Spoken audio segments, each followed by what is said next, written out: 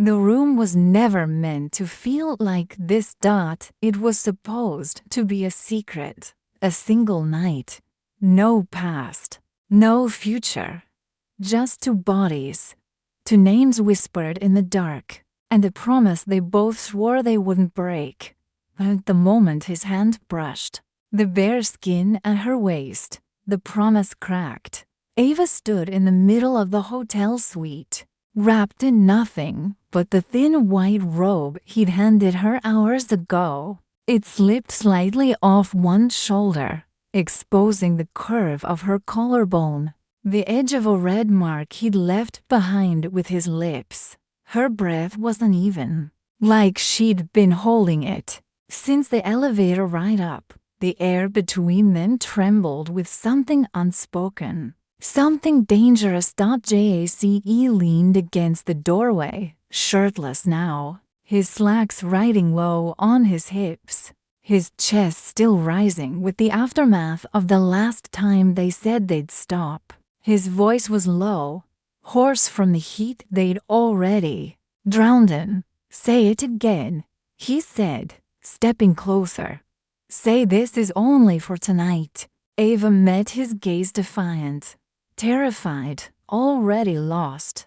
"It is." But her fingers reached for him anyway. He caught her wrist gently, pulled her into him with slow, magnetic certainty, and kissed her like the sun had just risen and set in the space between their mouths. It wasn't polite. It wasn't careful. It was the kind of kiss that burned the edges of the rules they'd etched in their minds, turning them to ash. Her robe hit the floor. His hands found her hips, then her thighs, lifting her like she weighed nothing and carrying her to the bed they'd already ruined once tonight. But this time wasn't rushed. This time was desperate in a different way, the kind of desperation that comes when two people try to pretend their bodies don't know the truth their mouths deny. The sheets were still warm. The air still smelled like their skin, their sweat, their surrender.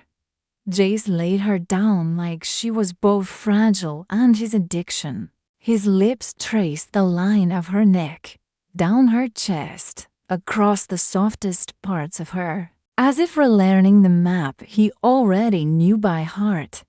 Ava arched beneath him, her fingers threading through his hair, pulling him closer as if proximity might erase guilt.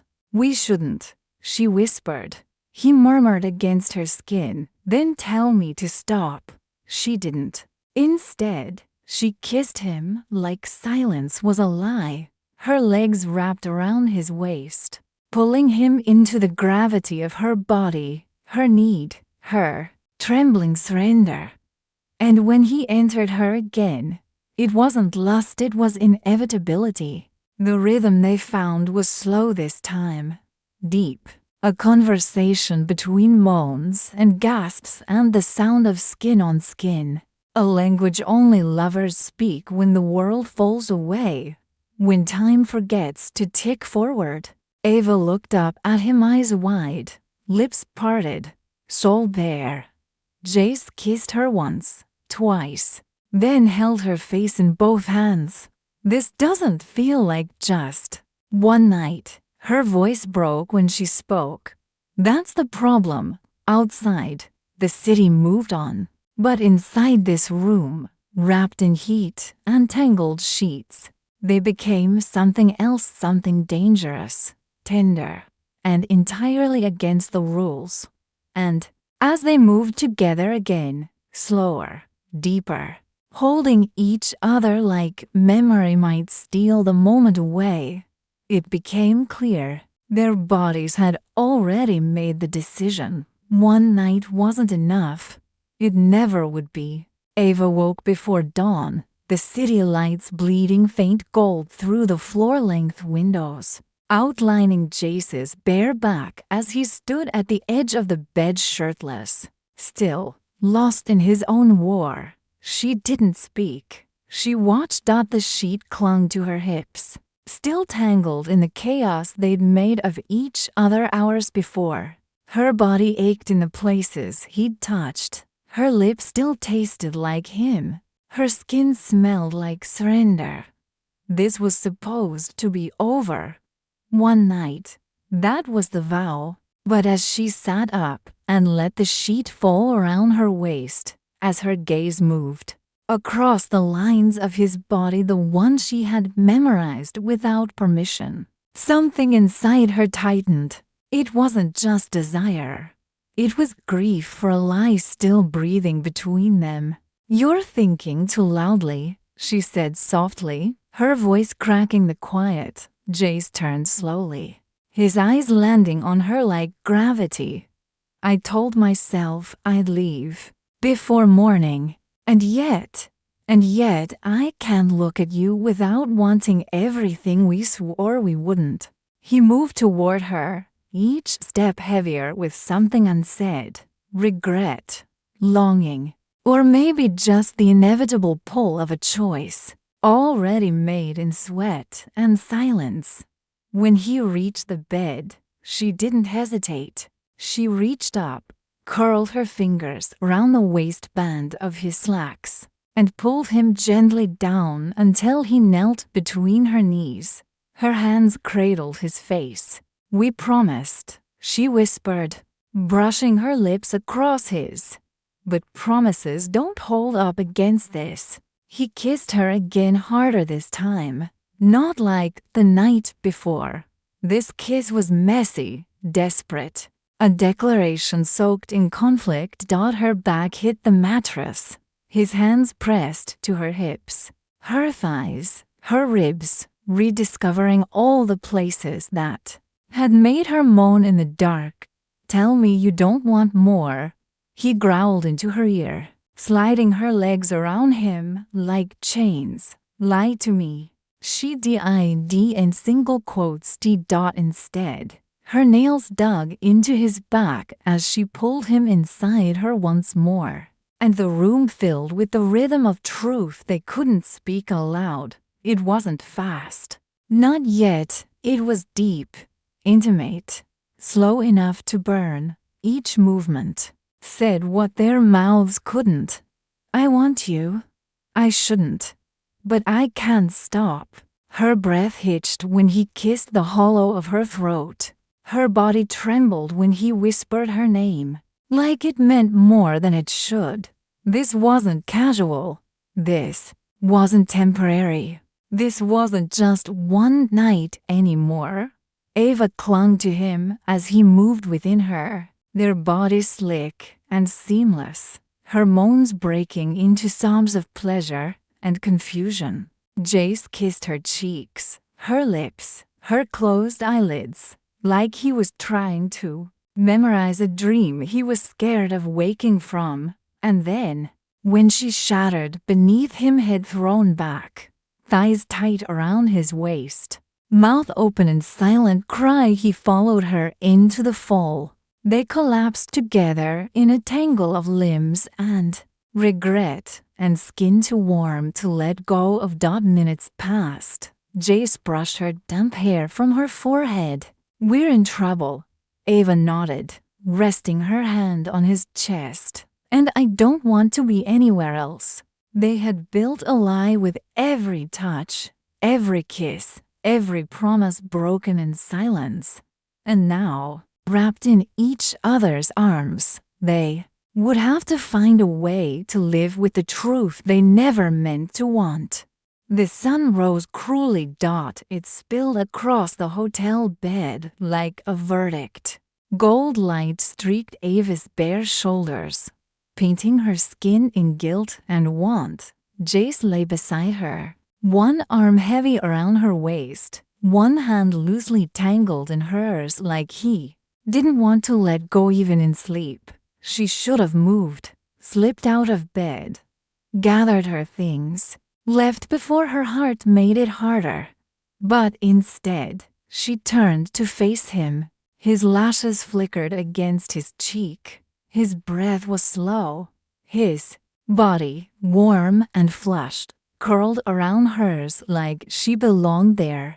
Ava reached out, letting her fingertips skim the edge of his jaw, down his neck, across the chest she had kissed only hours ago. He stirred, and when he opened his eyes, those deep, ruinous eyes, he looked at her like the world had stopped outside.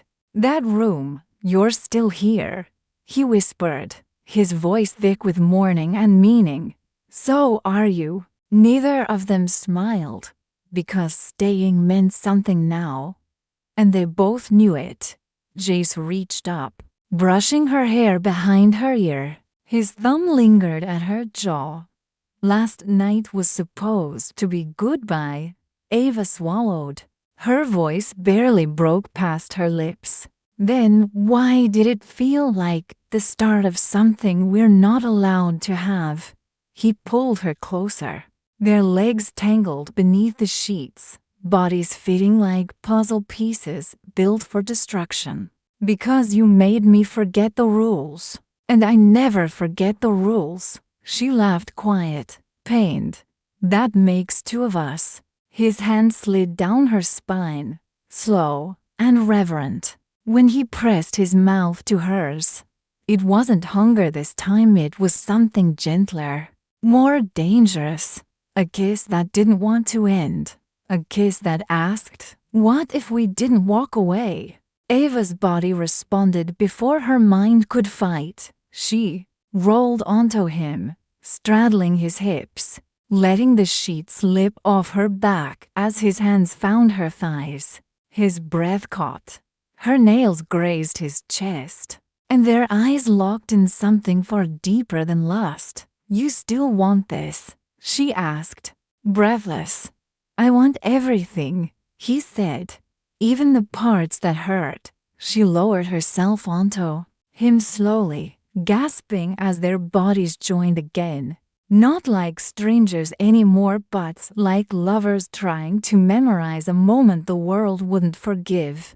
Their rhythm was quiet, deep, intimate. There was no rush, no wild abandon, just a slow burning truth.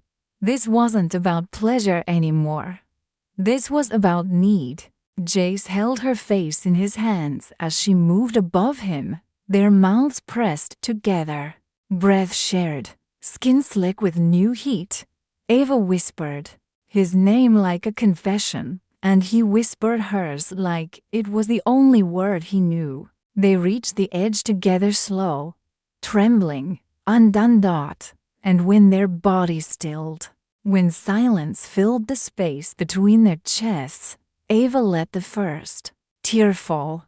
Jace wiped it gently with his thumb. "Don't cry." "I'm not," she lied. But she was, because morning was here, and with it came everything they couldn't be. The room had changed. Where there had been heat, now there was hush. That cruel kind of hush that follows after the storm, after the pleasure has dulled, after the skin cools, and reality waits with its arms crossed by the door. Ava sat on the edge of the bed, her back to him, sheet wrapped tightly around her like armor. Her hair was messy, neck marked, shoulders glowing in the early morning light. She didn't look at Jace when she spoke. "What happens now?" He didn't answer, because she already knew. Behind her, he moved slow, heavy, quiet. The sound of clothes rustling filled the space where their moans had echoed only hours before. His pants slid on with a sigh. His shirt, still wrinkled from the night before, hung half-buttoned as he crossed the room and stopped by the window. He didn't look back. Ava rose slowly, letting the sheet fall as she walked naked to the bathroom, unashamed but breaking. In places he couldn't see, she stood under the shower, letting the water scald her skin, hoping it would erase the fingerprints he left in her bones. It didn't. Jace stood by the bed, staring at her damp dress folded neatly on the chair. His hand hovered over it for a moment before pulling away. It felt wrong. Somehow like touching it might make this real. When she emerged, towel-wrapped and wordless, their eyes met. Neither of them moved. She dressed quickly underwear, bra, the deep blue dress that had once made her feel powerful. Now, it felt like a costume, like the version of herself that had existed before last night had vanished. And this one was still trying to remember how to breathe without his mouth on hers. He helped her with the zipper. His fingers brushed her spine, and she flinched not from fear, but from memory. "I'll call a car," he said, voice low, polite. "Don't," she replied. "I need the air." Silence again. That thick, unbearable kind. She turned to face him, and the sight of him fully dressed, jaw tight, eyes bloodshot from everything they hadn't said nearly undid her. "This was supposed to be clean," she whispered. "No strings. No damage." He gave a small, broken laugh. "Then why does it feel like I've bled out every time I look at you?" She stepped forward before she could stop herself, reaching up, resting a hand flat against his chest. His heart beat fast. Too fast. Jace leaned in, forehead against hers, their breaths mixing. "If I kiss you again," he said, "I won't let you leave." She closed her eyes. "Then don't." And for one long second, the world stopped. Their lips were inches apart. Everything in their bodies screamed to collide one last time. But Jace pulled away. Not because he didn't want her, but because if he gave in again, he'd never stop. Ava reached for the doorknob with trembling fingers. "I'm going now." "I know." She opened the door, stepped into the hall, but before it shut behind her, she turned. "I won't forget." He stood there, shirt half-tucked, jaw clenched, fists by his sides, looking like the man who should have been hers in another life. "You already live inside me," he said softly. "That's the part that's going to hurt." And then the door closed. But the bed, the scent, the echo of bodies that knew too much of each other, none of it left. With her, they had dressed in silence, but their hearts never made it out. The city didn't care. It moved around Ava like she was invisible, like the world hadn't just cracked wide open inside a hotel room on the 32nd floor. She walked without really seeing, without feeling the phone buzzing in her purse, without remembering where her car was parked. Her heels clicked against pavement like a metronome to the ache blooming in her chest. Her skin still hummed with the memory of his hands. Her lips still burned from his kiss. And her name still echoed in his voice inside her head. The way he'd said it that final time. Quiet, reverent. As if it meant more to him now than it ever had to anyone else. She had left with no suitcase, no toothbrush, no flowers, no photos, no promises in writing. But she carried something heavier. His goodbye, not in words he hadn't said them out loud, but in the look he gave her, in the pause before the door closed, in the way his fingers flexed at his sides like he wanted to reach for her and couldn't. The sun had risen, her heart hadn't, and she hated how her body still craved him, how her thighs clenched remembering the slow rhythm of his hips, how her chest ached remembering the warmth of his breath on her skin, how her soul twisted remembering the moment their eyes met. And they both knew it was never just physical. She leaned against a brick wall in a quiet alley, chest heaving, and finally let herself cry. Not because she was weak, But because that night had made her feel more than she'd been willing to admit she needed. Because she hadn't just given him her body, she had given him everything she swore she'd buried. Jay stood in the suite long after she left. The room still smelled like her shampoo. The sheets were still tangled in her shape. The mirror in the bathroom still fogged from her shower. His shirt still bore the wrinkle of her back against his chest as they lay skin to skin. He touched the spot on the bed where she'd lain, and he broke. Not all at once, not with rage, but with that quiet, breathless pain that only comes from knowing something real just slipped through your fingers. He sat on the edge of the mattress, burying his face in his hands. Whispered her name once, twice, it felt holy, it felt damned. He hadn't planned on loving her. He didn't even know if what he felt was love. But it was something more dangerous. Something worse. It was unavoidable. He could still feel her weight on his lap, her hands tangled in his hair. The soft gasp she gave when he first entered her like a memory returning. And the way she'd looked at him afterward, bare, vulnerable, like she was asking him not to let this be a lie. But he had, because they promised one night. And now they were both bleeding from the cost. Ava drove through the sunrise. She didn't go home. She didn't answer messages. She just let the sky change around her and tried to convince herself the night hadn't changed her, too. But as the horizon opened wide and her fingers tightened on the steering wheel, she whispered the truth into the silence of her car. I think he broke me, not with cruelty, but with care. Because no one had ever touched her the way he did. No one had ever made her feel like her name was a sacred thing. And now, no one else would compare. She had left him behind, but his voice would follow her everywhere, saying her name like a promise. One they would never get to keep. The end.